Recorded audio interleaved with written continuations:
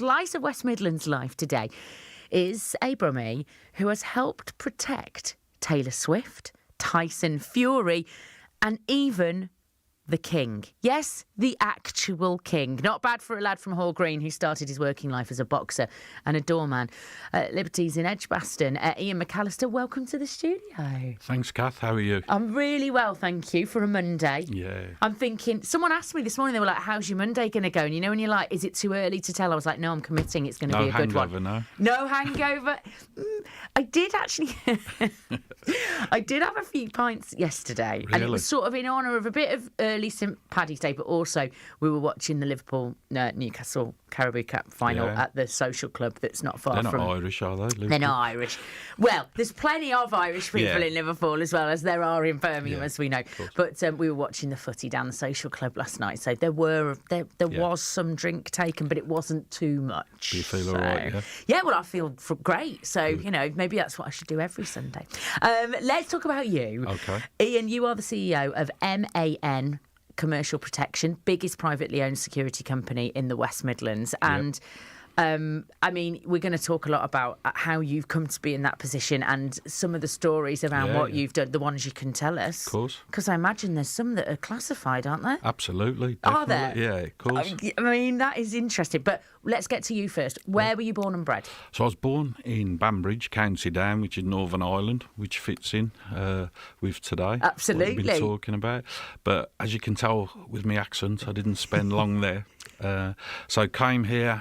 My dad left Northern Ireland to join the police force and come to Great England. And so I'm 58 now. So I moved here when I was little. So been in Shirley and Hall Green all my life growing up. And still live close to Solihull now. Of so many people, of course, have that story. One parent or two parents from Northern or Southern Ireland and are in Birmingham and the Black Country. It's a huge Irish population. So, both my parents from Northern Ireland and both of them come over here. And as I said, it's school holidays for us was going back to Ireland.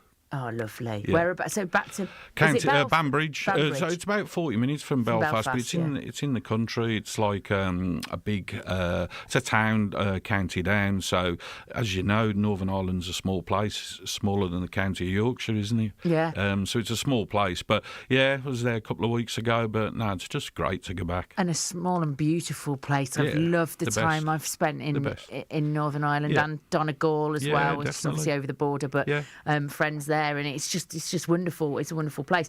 But Birmingham, so Hall Green, what was growing up in Hall Green like? Yeah, so we were on the borders with Shirley. So in them days, close to Robin Hood Island. So went to school, Langley School, but wasn't very good at school, to be honest. I wasn't that interested.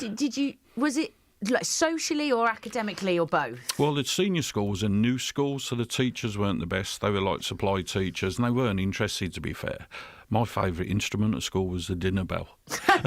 So from that point of view, I wasn't that bothered. I was always waiting for 3 o'clock for the end of the day to get out, really. So it was really like something to get through? Yeah, well, I left school on a Friday and I started work in a butcher shop on a Monday. I never sat one exam. I mean, that is, again, more... There are plenty of stories of that from the past, not so much now, of course. No, now it would be a lot different. And as I said, just wanted to get out. And I'd always got that thing about work. And ever since I started work at 16, I've just worked all the way through. What was it like having a father in the police force? Yeah, my dad was like one of the old-fashioned Sweeney-type cops in the CID that liked to drink. And he was great personality and everything else, but he just said, I'll back you what you want to do. So that's what happened. I left school, worked in a butcher shop and everything else, and then eventually when I set MAN Commercial Protection up in 1993, that was just after my dad retired in 1993, so I set it up with him.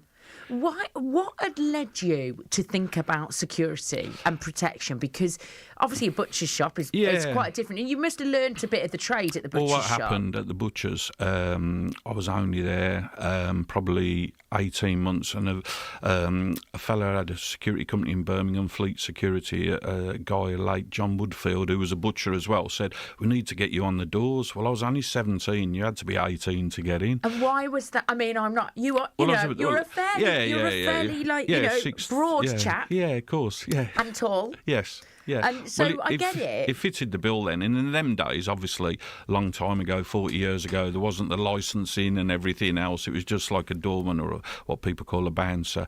So doing security, did security all over. But personality-wise, how did that fit? Because it doesn't necessarily mean that you'd want to do that or find it that easy. But did you actually quite slot into that? Yeah, because with the boxing and that, it's confidence. And I'd boxed and I'd sparred some real good fighters and I'd boxed a lot and I'd been all over the country. How young were you when you started boxing? Probably about 11. Oh, wow. Yeah. So, and then as soon as I could drive at 17, that was the first thing I wanted to do, was to drive, then be able to drive to the gyms and train regular and everything. But it goes hand in hand with business boxing because it's the discipline of work. I was about to say, because you can handle yourself, but it's a very disciplined thing as well. It's that thing about rolling out of bed every day and getting on with it and like not worrying like that man flu and all that doesn't exist. You just got to get on with it and you just got to work hard, and that's the thing I've carried on all the way through the business. That's why we're in our 32nd year of business now, and we've been able to keep moving. And even now people say, oh, it's great, you've got to, but for me it's only halfway up the ladder. That's the thing. What's the fight? What's the end of the ladder? Well, just to keep on. I've got no exit strategy, and as I said, I've got a big framed print that's in my office, and it says there is no end game, because I'll never ever think. I always want the next, and continue and keep working. I feel like that about. I mean, I'm so lucky to do what I do, and I've done lots of different things, and lots of people know I'm finishing on the show at Easter, which is I'll be really sad to do it, but also I'm ready for some new things which I'm like really excited about. And I just think there's no one plan. There's just a way of doing the things that you love and working hard and just keeping challenging yourself. Really. This whole country has become people who want to work really, really hard and people who don't want to work at all.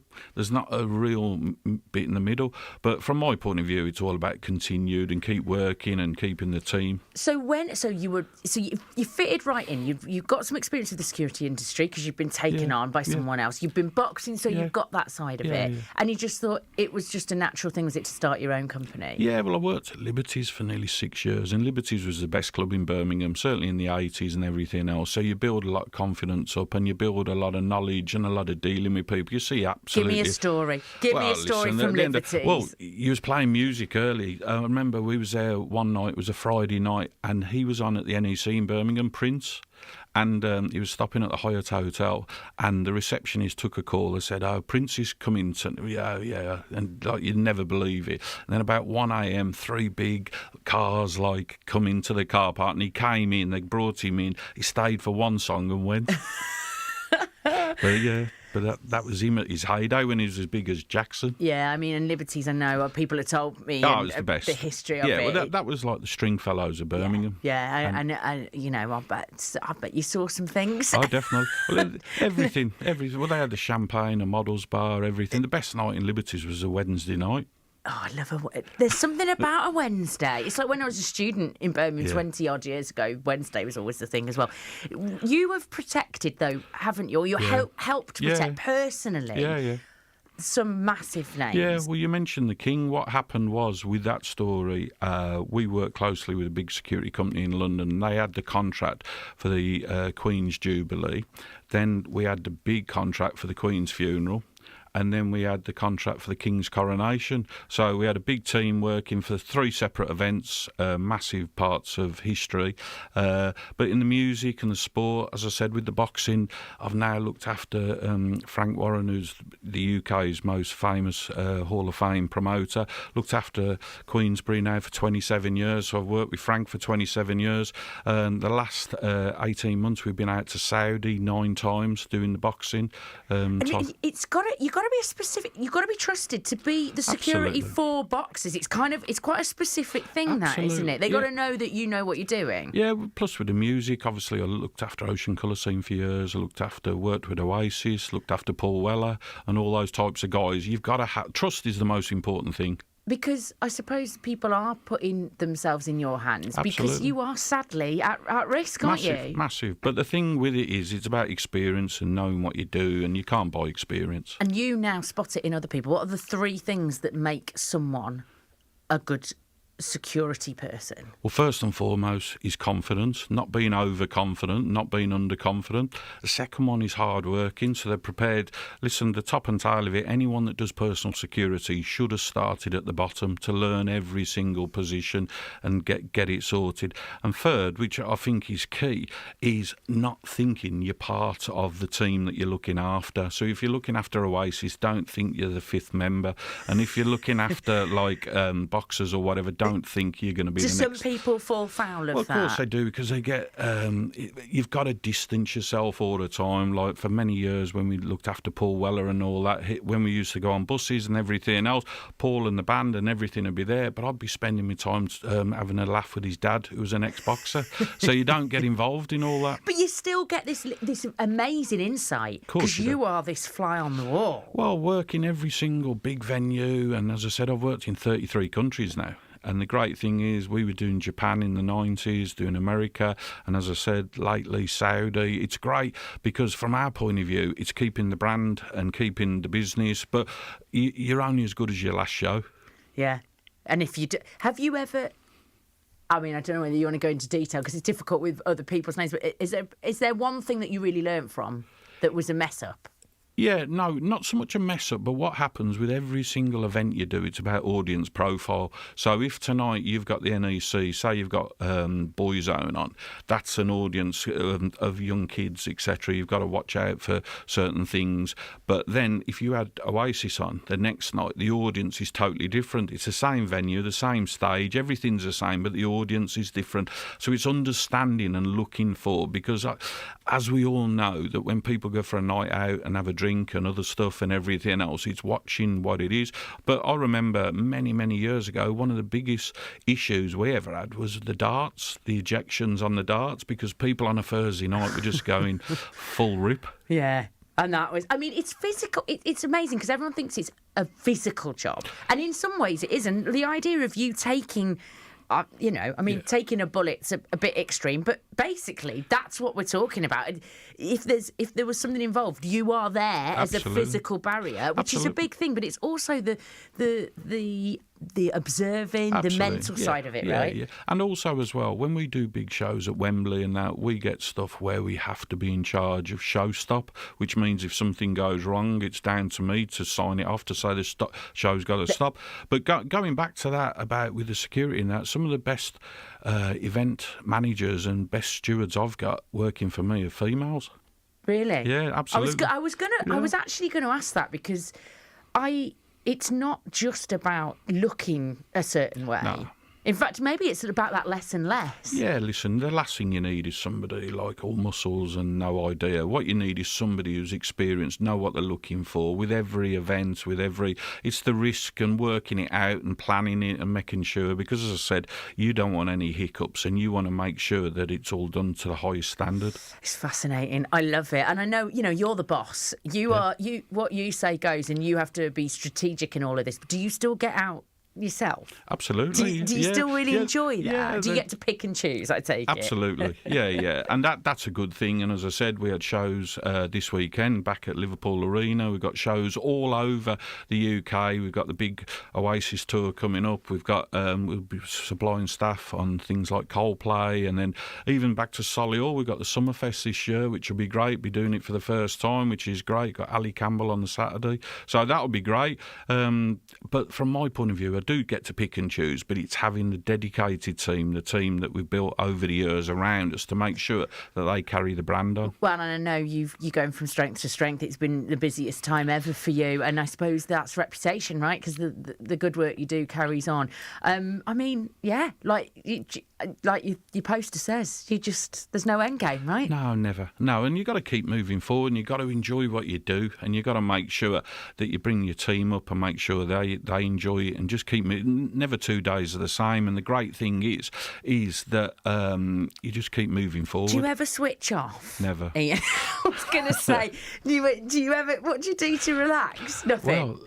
Well, you have to relax, and with the family and everything else, it's great. But your mind, it's like always on a Sunday about 4 o'clock, you're thinking about Monday morning, and it's that type of thing. And as I said, and you know what people say about doing interviews like this, it's difficult or whatever, but you're you're actually talking about yourself. And the one thing about that is, after 32 years, it's the story, really. It is a brilliant story, and I'm sure we've only scratched the surface of some of it.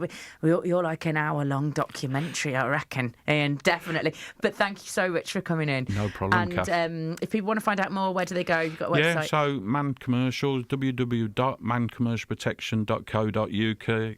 All the LinkedIn, all the Instagram, all and the including Facebook. people who might be interested in it as a career. Yeah, with head office, we've got a big recruitment team and everything else, and we're always, as I said, we're growing up, over 1,700 staff now, and the thing with it is, based in Solihull, got 12,000 square foot office with training academy. And you're a big local business. Absolutely, and you support local as well, don't you? Do a lot with charity, support a lot in the Midlands, keep it going, and as I said, on to the next. On to the next. Thank you so much for coming in, Ian.